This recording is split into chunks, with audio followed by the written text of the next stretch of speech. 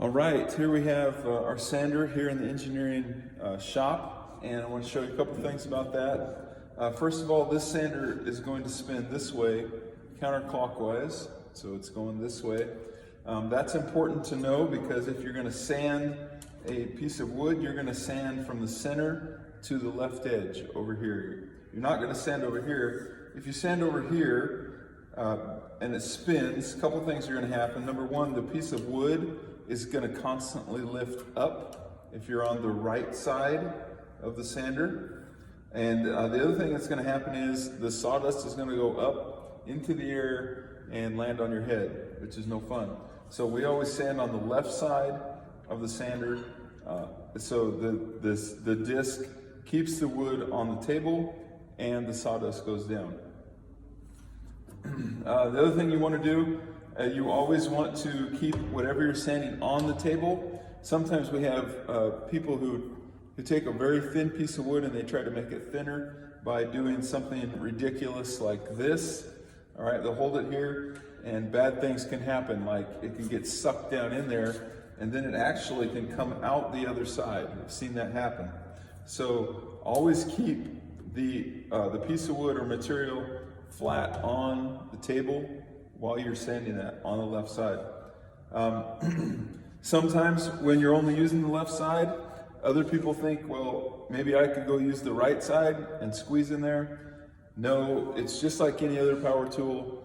Only one person at a time is going to use it, even if you're only using half of it at a time. And then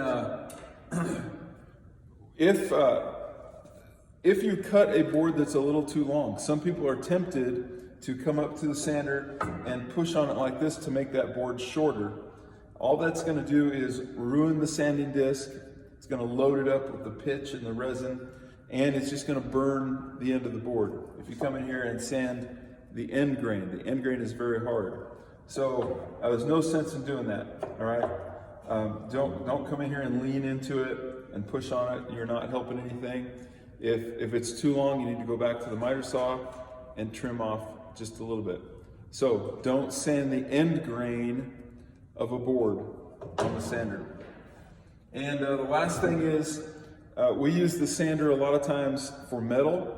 This sanding disc works really good for that. One precaution we do want to take though is we want to hold, and a lot of times it's just a little nail, like we'll cut the head off of a nail and use it as a pin in something. And so when we do that, we want to just come over and clean it up real quick and get that burr off of there.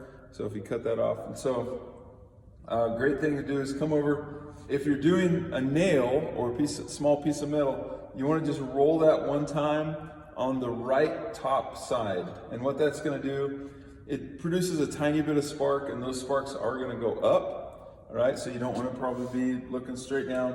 But we just don't want sparks to go down into the sander where the sawdust is and everything. And so we're just going to come over here, cut that head off of that, and just roll that one time, maybe turn it over, roll it one time to get the burrs off of it. Remember that if you're grinding, you're doing that, it's getting hot too, just a precaution there. Okay? So there's your sander video.